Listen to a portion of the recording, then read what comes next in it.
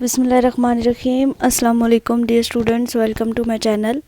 Math 603 की assignment number 1 section incharge Ruba Fatima, इनका solution मैं आपके साथ शेयर करूंगी।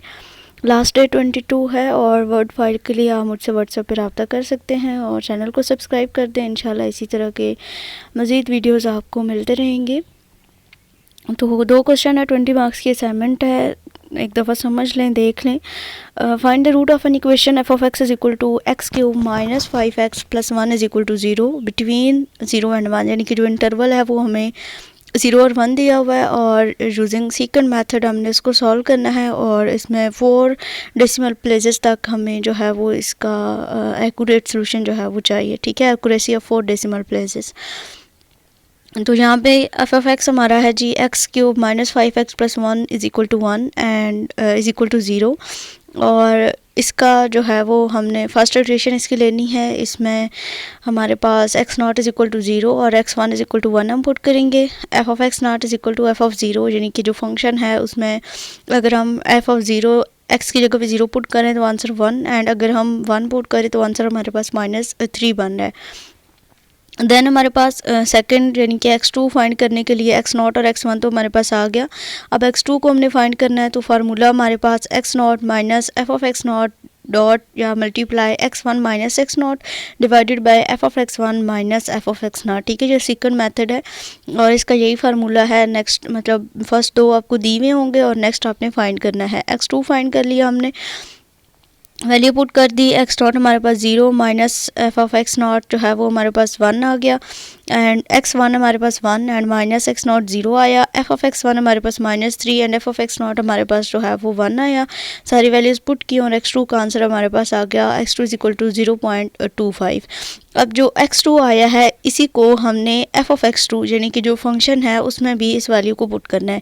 ये जो वैल्यू हमने निकाली है ये तो हमने ये फार्मूला लगा के यहाँ से x2 की वैल्यू निकाली है। जिस तरह हमारे पास ये स्टार्टिंग में हमारे पास x नॉट और x1 था, हमने एफ ऑफ एक्स नॉट और एफ ऑफ x1 निकाला क्योंकि हमारे फार्मूला में यहाँ पे ये यूज़ होना है। इसी तरह से जब हमने x3 फाइंड करना है तो उसमें इसी तरह से हमारा जो एफ ऑफ x2 है उसमें यूज़ होना है। तो दैट्स वाई यहाँ पे हम एफ ऑफ x2 की वैल्यू को भी फाइंड करेंगे। एफ ऑफ x2 हमारे पास 0.25 आया, तो एफ ऑफ x में जहाँ पे हमारे पास x था वहाँ पे हमने 0.25 पुट कर दिया। कैलकुलेशंस के बाद हमारे पास आंसर आया -0.2344।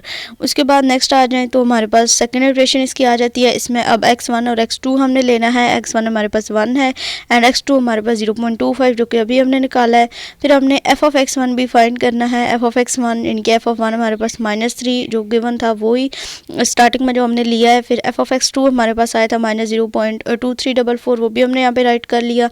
देन x3 का फार्मूला हमारे पास बनता है x1 minus f of x1 dot x2 minus x1 divided by f of x2 minus f of x1। तो सिंपली यहाँ पे वैल्यूज पुट की और इनको कैलकुलेट किया, प्लस माइनस करके डिवाइड किया, तो हमारे पास आंसर x3 का बना 0.1864।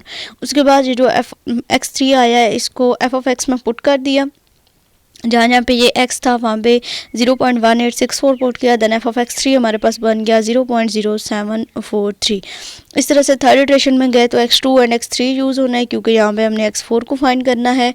तो इसी तरह से सिंपली हमने फार्मूला बनाया पहले x4 is equal to x2 minus f of x2 dot x3 minus x2 divided by f of x3 minus f of x2। तो सारी वैल्यूज़ पुट कर दी। वैल्यूज़ पुट करने के बाद हमारे पास जो x4 का आंसर आया वो 0.2017 एंड जो एफ ऑफ x4 आया वो हमारे पास आ गया -0.005। ठीक है, उसके बाद फोर्थ इटरेशन क्योंकि हमें जो आंसर्स चाहिए वो 4 डेसिमल प्लेसेस तक जो है वो चाहिए, तो इस वजह से हम इसको मज़ीद आगे सॉल्व कर रहे हैं। अभी हमारे यानी कि इसका मतलब ये है कि पॉइंट के बाद जो आपके 4 वैल्यूज़ हैं वो सेम आने चाहिए। तो -0 अभी 3 0 हैं, या तो एक और 0 आ जाए या फिर किसी और तरीके से इसका सोल्यूशन चेंज हो। तो अभी देखते हैं। फोर्थ इटरेशन में हमने x3 और x4 के वैल्यूज़ को यूज़ किया। एफ ऑफ x3 हमारे पास आ गया -0.0005। दैन x5 का formula x3 minus f of x3 x4 minus x3 divided by f of x4 minus f of x3। x5 हमारे पास आ गया 0.2015।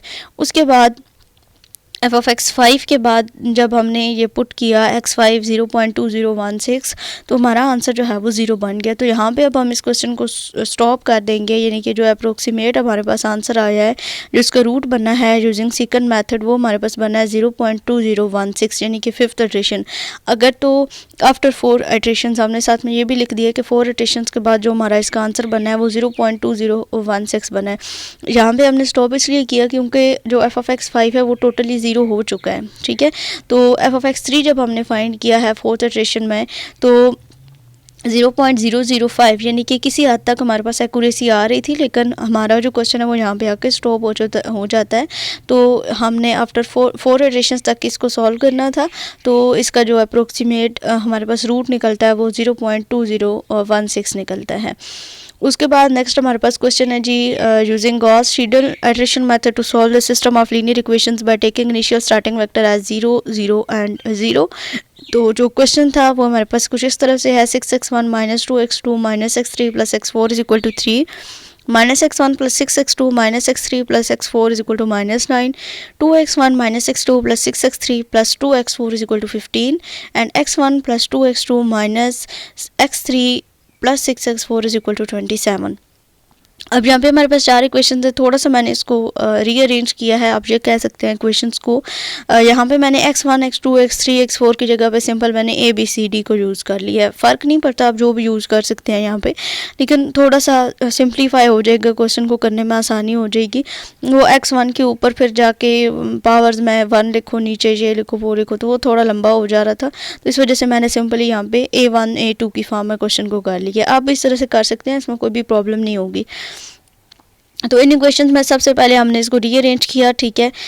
जो हमारे पास फर्स्ट इक्वेशन थी उसमें से हमने ए को लेफ्ट हैंड साइड पे रखा, बाकी टर्म्स राइट हैंड साइड पे, जो ए के साथ कोफिशिएंट है वो दूसरी साइड पे डिवाइड होगा, बाकी सारों के साइंस चेंज होंगे, जो प्लस में है वो नेगेटिव में हो जाएंगे, जो नेगेटिव है वो पॉजिटिव हो जाएंगे। इसी तरह सेकंड में से बी को निकाल लिया और जो उसके साथ कोफिशिएंट था वो राइट हैंड साइड पे डिवाइड हुआ, बाकी सब के साइंस चेंज हो गए। इसी तरह से जो सी वाले कोफिशिएंट्स हैं थर्ड इक्वेशन में से सी को निकाला, ठीक है। ये मैंने आपको जो पिछले वीडियो बनाई थी, सॉरी वो दूसरी असाइनमेंट थी, उसमें भी इसी तरह से हमने साथ में k+1, क्योंकि जब इनकी वैल्यूज़ आगे चेंज होंगी तो इनको पुट करके हमारे पास फिर आसानी से इसको समझने में हमें आसानी होगी। इस वजह से यहाँ पे मैंने k+1 जो है वो यहाँ पे ऐड किया हुआ है। ck+1 is equal to 1/6 15 minus 2a k+1 plus b k+1 minus 2dk and fourth equation में से हमने d निकाल लिया, k+1 is equal to 1/6। Then बाकी सारे एलिमेंट्स राइट हैंड साइड पे प्लस माइनस हुए और 6 जो है वो डिवाइड हो गया। इनिशियल गैस हमारे पास ABCD दिया हुआ है जो कि हमारे पास क्या है 0 है, ठीक है, सारे 0 हैं। तो फर्स्ट अप्रोक्सीमेशन में हमने क्या करना है, यानी कि जो A की वैल्यू निकालने के लिए हमने क्या करना होता है, जहाँ पे सारे 0 पुट करेंगे तो A की वैल्यू हमारे पास यहाँ पे 0.5 आई है। अब जब B की वैल्यू फाइंड करनी है, B1 की वैल्यू फाइंड करनी है, यानी कि अब ये समझ लें कि यहाँ पे ये जो हमने ये सिस्टम बनाया है इसमें जहाँ पे हमारे पास K है ना, वहाँ पे हमने 0 पुट कर देना है, ठीक है। जब हम 0 पुट करेंगे तो बाकी सारी टर्म्स तो 0 हो जाएंगी। अब हमारे पास बचा यहाँ पे बन जाएगा b k+1 है तो b 0+1 क्या बन जाएगा b1। यहाँ पे a k+1 है तो a 0+1 हमारे पास क्या बन जाएगा, जो हमारे पास बन जाएगा a1, ठीक है, ये a1 बन गया। अब a1 की वैल्यू हम ऑलरेडी निकाल चुके हैं, तो नेक्स्ट जो b1 में है यहाँ पे हमने a1 की वैल्यू को यूज़ करना है जो कि हमारे पास आई है 0.5। इसी तरह से जब इसको यहाँ पे निकाला तो इसको सिंप्लीफाई करने के बाद -8.5 डिवाइडेड बाय 6 किया तो -1.4167 हमारे पास आ गया। अब a1 और b1 की वैल्यूज़ आ गई है, उन दोनों वैल्यूज़ को हमने c1 में पुट कर देना है, ठीक है।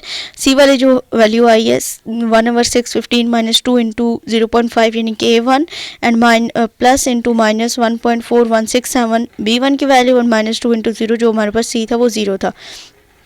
इस तरह से इसकी वैल्यू आ गई। देन डी में हमने जो a1 b1 और c1 तीनों वैल्यूज़ को हमने d1 में पुट कर देना है, तो हमारे पास यहाँ पे ये इसकी वैल्यूज़ आ जाएंगी। इसी तरह से नेक्स्ट सेकंड में हमने k की जगह पे हमने 1 पुट कर देना है, तो सारी वैल्यूज़ इसी तरह से चेंज हो जाएंगी। जहाँ जहाँ पे अब आपको a1 b1 c1 d1 जहाँ जहाँ पे भी होगा उनकी वैल्यूज़ आपने ये जो निकाली हैं, इन वैल्यूज़ को अब आपने आगे यूज़ करते जाना है। फिर a2 b2 c2 and d2 की वैल्यूज़ जो अभी आपके पास यहाँ पे शो हुई हैं वो अपने थर्ड अप्रोक्सीमेशन में या थर्ड इटरेशन इटरेशन में जो है वो आपने इनकी वैल्यूज़ पुट करनी है, A2, B2, C2 and D2 की। फिर इसी तरह से जब आप नेक्स्ट आएंगे तो यहाँ पे आपके पास A3, B3, C3 या D3 की वैल्यूज़ आ जाएंगी। इन सारी वैल्यूज़ को आपने क्या करना है, फोर्थ इटरेशन में पुट करना है। जब आप K इज़ इक्वल टू जब आप पुट करेंगे 3 तो 3 + 1 4 हो जाएगा। बाकी इसी तरह से B3, C3 और D3 आपके पास चेंज होते रहेंगे। यहाँ पे आपके पास A4, B4, C4 and D4 की वैल्यूज़ आ जाएंगी, मीन्स कि X1, X2, X3 और X4। फिफ्थ इटरेशन में आपने A, B, C, D इनके 4 वाली जो सारी टर्म्स है वो आपने फिफ्थ इटरेशन में पुट कर देनी है। और इसको जो है वो आपने सिक्स इटरेशन भी इसकी इसी तरह से फिर फाइंड करनी है और सेवन्थ इटरेशन भी इसी तरह से फाइंड करनी है। अब इतनी ज़्यादा कैलकुलेशन है तो मैं सारा बोल के बताने का फ़ायदा नहीं है। एंड पे हम इसको लिख देंगे कि जो हमारे पास इसमें जो है वो ये नहीं था लिखा हुआ कि कितनी इटरेशन फाइंड करनी है। तो यहाँ पे आके हमने स्टॉप किया इसकी सेवन्थ इटरेशन तक। इसका जो सोल्यूशन बनता है x1 का -0 अप्रोक्सीमेटली इक्वल टू -0.35, b का -0.6, c का 0.91 एंड d का 4.81। तो ये आपका सोल्यूशन है। उसको अंडरस्टैंडिंग होगी। अगर कैलकुलेशन में कोई भी मिस्टेक हो तो आप मुझे बता सकते हैं, इंशाल्लाह उसको ठीक कर लिया जाएगा। मिलेंगे किसी और वीडियो के साथ। अल्लाह हाफिज़।